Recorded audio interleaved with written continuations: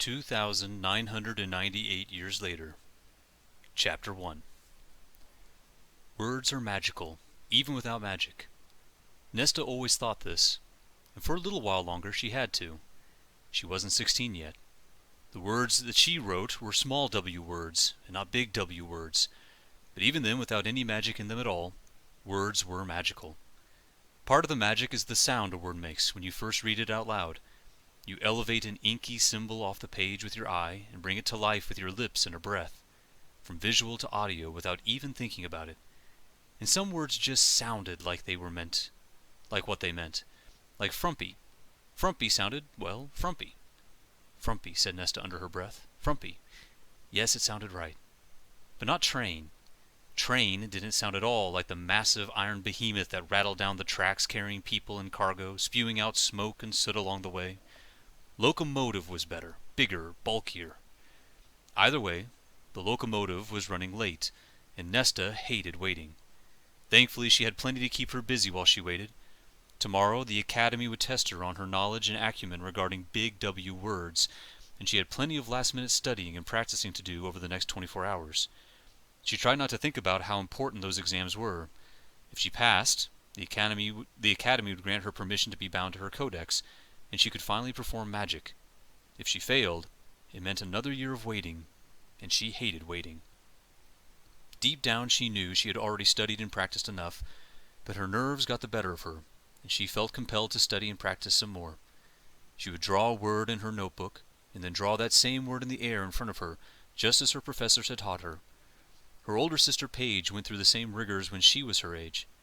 Repetition is key, counseled Paige. Training the hand muscles to make the exact same motion the exact same way again and again and again, and training. No wonder train didn't sound right. Train the thing and to train the verb were too similar, too confusing. Locomotive. She would now only refer to trains as locomotives. Much better. But what about train station? For that's where she was right now, sitting on a bench at the Imperial train station at Bastille, waiting for her parents to arrive. And there was something magical about the word train station. Locomotive station didn't sound quite right. Train station meant a place with infinite possibilities, infinite places to go, infinite things to learn, infinite freedom. As that last thought passed her mind, a shadow darkened her notebook. She looked up to see a familiar, yet unwelcome face. "What are you doing here?" she asked, although she already knew the answer. The elderly gentleman took off his hat and sat down next to her. "I could say the same thing to you, Lady Nesta." "It's been 6 months. I miss them." "I miss them too," said Barrett. And he meant it. "But it isn't safe here. As I told you this morning, your parents sent me a windward specifically requesting that we not meet them at the station because they thought it would be too dangerous. Apparently they discovered something very important on their expedition to the North Line, something secret. And apparently there are those who would like to keep it secret." Nesta looked at her, what? Caretaker? Well, that wasn't exactly what Barrett was. He was the family servant, but was much more than that. Butler, bodyguard, nanny, gardener, cook, custodian, mechanic. She had known him all her life. Father had hired him long before Nesta was born. Back then, Barrett traveled with Mother and Father on their expeditions on behalf of the Academy. But once Nesta was born, things changed. Barrett was getting older, and someone had to stay behind and take care of her. In many ways, Barrett was a grandfather to her. In another way, he was a prison warden. "I'm not a child anymore," she said, feeling childish for even having to say it. Barrett looked down at his pocket watch and said, "Technically, you've got about 14 hours of childhood left," Barrett said, "and I advise you to make the most of it, young lady." He smiled a wise smile from underneath his thick white mustache, his eyes creasing at the edges behind his small round glasses. "I am making the most of it," she retorted. "I ran away from home. A perfectly childlike thing to do." "Odd," said Barrett, "and I always thought children ran away to, well, get away from their parents, not closer." Nesta smiled at that. Then she turned to him and spoke plainly, as she had always done with him. "You asked me why I was here. I just went to see them. I want to see them step down off the steps of that train and know they're safe. To see it and know it. Especially after hearing how dangerous their trip home has been. All those poor crew members. I couldn't just sit at home, cooped up in the house waiting. I had to do something. I had to get out and walk. And as I walked, I found myself here. And once here, I decided to stay. That's why I'm here, because I can't sit still and wait." "Oh, child," said Barrett, putting a comforting arm round her, "there's nothing to fear. Your parents sent that windward to protect us, to keep us from harm's way. Baltair and Asena Havencroft are not to be trifled with. You take it from me. Why, when I was a younger man and would travel with them, I saw them work beautiful and powerful words. In fact, I feel sorry for anyone who incurs their wrath." He paused, gazing out across the station, as if looking back in time.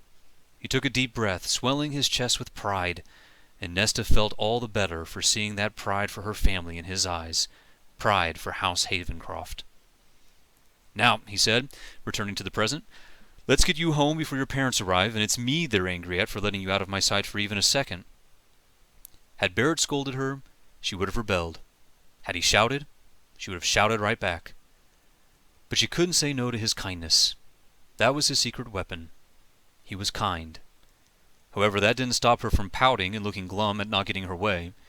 If she was forced to go home, she would make it known that she disapproved. Barrett escorted her out of the Imperial Station into the warm Bastille sun with plenty of its strength left for the day. It was not even half empty yet, and already it was a beautiful summer morning. A carriage with the Havencroft crest of 3 dragons breathing one united blast of fire was waiting for them, most likely the one in which Barrett had arrived. Ever the gentleman, Barrett took her hand to help her into the carriage, and then he followed after, closing the door behind him. Nesta sat opposite Barrett, who upon taking his seat took up his newspaper and began reading where he had left off. She, on the other hand, took up her notebook, and resumed her practice for the exams. Like an old couple who had known each other for ages, the silence they shared was not empty or awkward. It was the silence of what was familiar and comfortable and safe. No words were spoken on that carriage ride home. No words were necessary. Even silence had a magic all its own. The Havencroft town house in the capital city of Bastille was little more than an exultant cottage. Indeed, it looked as if it belonged more to the forest than the city. Provincial was the word Nesta used to describe it. A 2-story red sandstone building with dark slate tiles and latticed windows, it sat uncomfortably on its little lot with far too few trees surrounding it. But what it lacked in trees, it more than made up for in ivy, covering the vast majority of its walls and chimney. Barrett often complained about his war with the ivy, having to constantly ensure the windows were clear and light could still get through. The door favored the ivy with its deep green paint and a golden knob right at its center. The outside space may have felt disappointing, but as with most things, what's on the inside matters most. To say it was cozy was an understatement. Thick rugs, deep cushioned couches, warm blankets, and a menagerie of artifacts and gadgets from distant lands for decoration, one had wanted nothing more than to sit with a cup of tea and admire the interior view. Even Nesta, who had spent most of her childhood in this house, felt that there was always more to see, always more to learn in their little cottage on Oakmere Lane. "I'm going to my room," said Nesta as they entered the cottage. "Please let me know the second they arrive." "I will, Lady Nesta," said Barrett, "as long as you promise not to go walking off on your own again. I'm getting too old to be tracking you down across the city." "I promise," she said. "Besides, I have some more studying I need to do for tomorrow." "I doubt it," said Barrett. "You're the daughter of Baltair and Asena Havencroft. You've got a strong mind and an even stronger will, and I've seen you practice every day for over a year. I think you're ready." "It's not about the practice," she said as she started walking up the stairs. "It's about needing to fill time while we wait." Her room was small for a noble, or at least that's what she always thought. She had visited other noble houses, and it always seemed like their little daughters had enormous suites unto themselves. But not Nesta. A single bedroom, a single water closet, and a very, very small balcony. And yet it was hers. Her space, her room. Her door even had a lock on it, which she greatly appreciated. But her favorite feature was a large stained-glass window that filled the room with rose-colored light while still protecting her privacy. It was an intricate window that depicted 3 dragons on it, one red, one blue, and one green. She had named them Dorson, Siver, and Gyron, after 3 of her favorite dragons on the Havencroft ancestral estate on Drockmord, where her sister Paige was the acting lady and mistress. Those dragons were easily her best friends in the world. "Siver, Gyron, stop your bickering," she teased as she walked into the room and fell backward onto her feather bed. "Dorson, you're supposed to keep them in line," she said, seeing the dragon upside down from lying on her bed. "Oh, Dorson, I do hope Mother and Father are all right. If only you were there to protect them." She got up and walked over to a pedestal in the corner with a large book on it, and not just any book, but a codex. Her codex. She had spent all of last year making it, building it from scratch. Sure, you could buy a quality one from the monks of Driston Abbey, but she had always read that the most famous wordsmiths in history had crafted their own by hand, and that's what she wanted to be, as famous as her mother and father, as wise as Archabbot Matthias, as powerful as Empress Alexandra the Fourth, and as knowledgeable as Dom Tremblay, the greatest wordsmith of all time. She leafed through the beautiful codex in front of her, recalling the effort she put into making it. Nesta remembered arriving at the farm south of Bastille owned by the Driston monastery over a year ago to meet Brother Hallen, their head parchmenter, to begin the process. She remembered how awful it was to realize what it meant to build a parchment codex from scratch. Every step along the way would require long hours, great patience, and hard work. But the first step was the worst and the hardest. The best quality parchment was made of vellum, also known as calfskin, and a well-made codex required the skins of about 200 calves. She knew that meant she knew that the meat from these calves would be given away to the poor and homeless, and she knew that Brother Hallen would stun each calf before the slaughter, making it as painless as possible for the animal. And she knew that every master wordsmith before her had done the same thing, but none of that mattered when you had 200 lives pass through your hands in the course of a week. It is to remind you of the awesome responsibility of being a wordsmith, Brother Hallen had explained. By using words and being a wordsmith, you must know what it is to hold another's life in your hands. But that didn't help when she held the knife and felt the warm blood run down her arms. The monks helped her by hurting the calves and stunning them beforehand, but she was the only one to hold the knife. She was the only one to feel the blood. That week was the worst of her life. Hands stained red, eyes red with tears. She barely ate, she hardly slept. She thought it would get easier as the days passed, but it did not. In the evenings when the day's slaughter was finally done, she would walk for hours to clear her mind. Even when she was utterly exhausted physically and emotionally, she would walk. Nowhere in particular, just walking to walk away from it all, to feel like she could escape. But she couldn't, not if she wanted to fulfill her dreams, and then the next day's slaughter would commence. Thankfully, the worst week of her life was only a week long, and as long as it felt at the time, it did finally come to an end. The next steps were far more to her liking. First, she would wash the skins in cool, clean water for a day and a night, or until they were clean. Then, to remove the hair, she placed the skins in large vats filled with lime and water for 7 days. Once removed, she would scrape the skins until every hair and blemish was removed. This process took quite a bit of time and was the most physically demanding, but she still easily preferred it to the first step. The last step in the process was by far the easiest, but also took the longest amount of time. She had to attach each skin to a wooden frame to be stretched into shape. This required constant adjustments as the skins stretched, but the physical labor was minimal. Once set, the skins did the work on their own. Those were the happy days of building her codex. Whole afternoons were spent lying in the grass out on the meadows, soaking up the sun, reading her textbooks. Nights were spent staying up late talking with Brother Hallen about the monastery's illuminations and the study of words. It was during this time that she realized how much she loved to learn, and she swore to spend the rest of her life learning all that she could. And the rest was easy. Cut the stretched thin skins into squares, bind 6 of them together with string, creating a folio of 12 pages, glue all those folios onto a wooden spine covered in leather. Enjoy.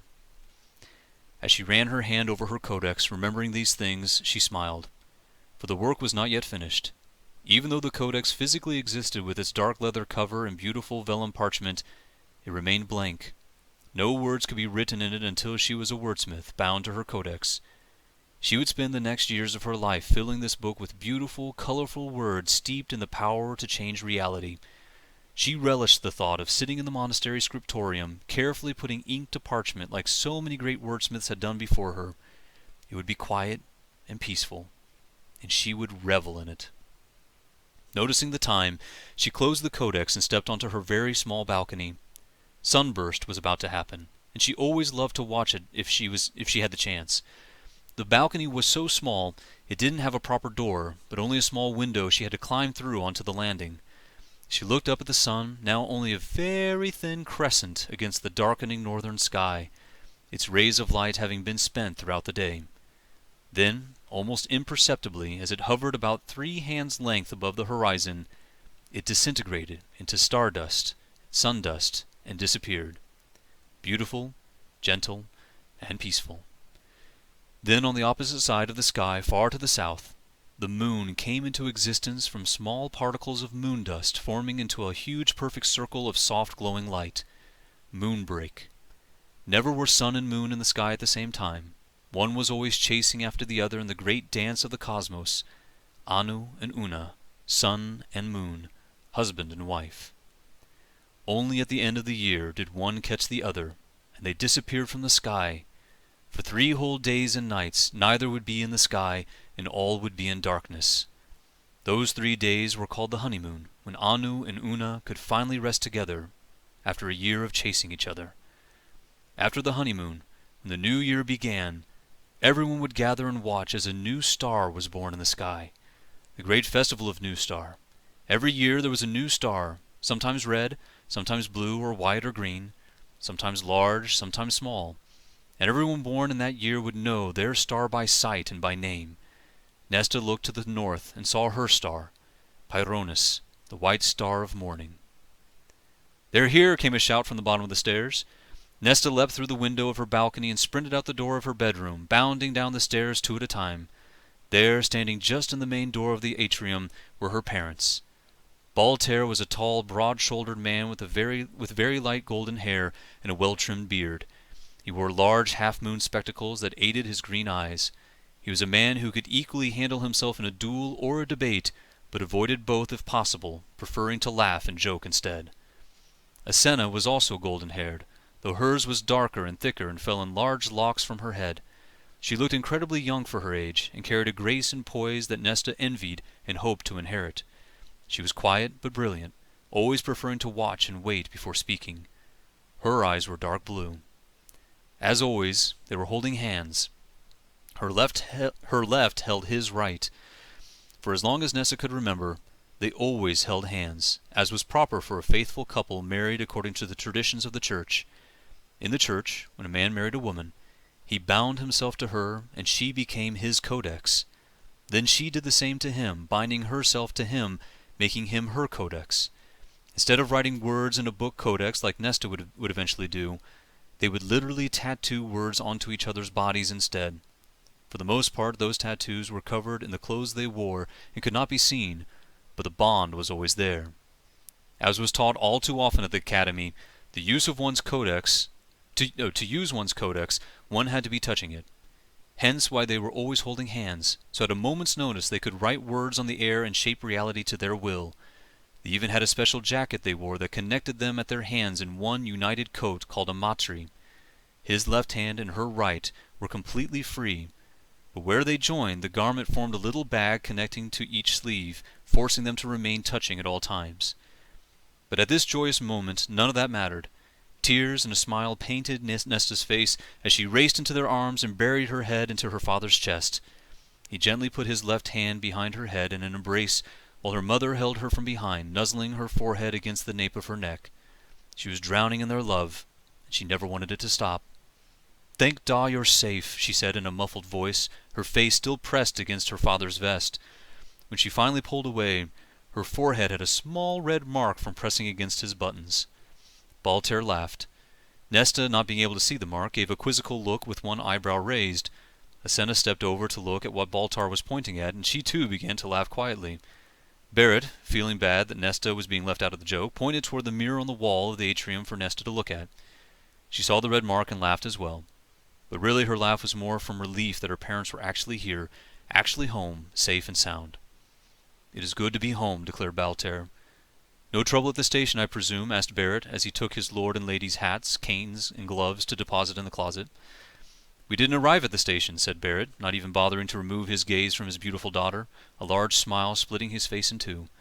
"We decided to get off at an earlier station and take a carriage the rest of the way, just to be safe." "Poor Meredith," said Asenna, almost to herself. "And Rhodes, and Bleak, and Tobit." Baltair placed a comforting hand on her shoulder as she mourned the loss of their friends. "We lost too many good men and women on this journey to risk dying ourselves within sight of the finish line," he explained. We owed it to them and their memory to make it back and tell the world what we've discovered at the North Line." "And what did you find?" asked Nesta reflexively. Now that she knew her parents were safe, her curiosity was whetted, and she needed to know what was so important about their latest venture. "Lady Nesta," said Barrett with his correcting tone, "your parents are exhausted and most likely want to rest, and—" "It was amazing," said Voltaire, cutting off Barrett.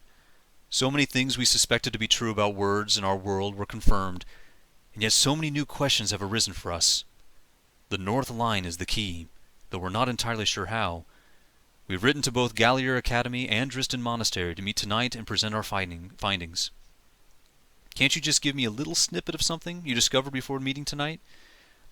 "All I'll say right now is our world is both smaller and bigger than we ever imagined."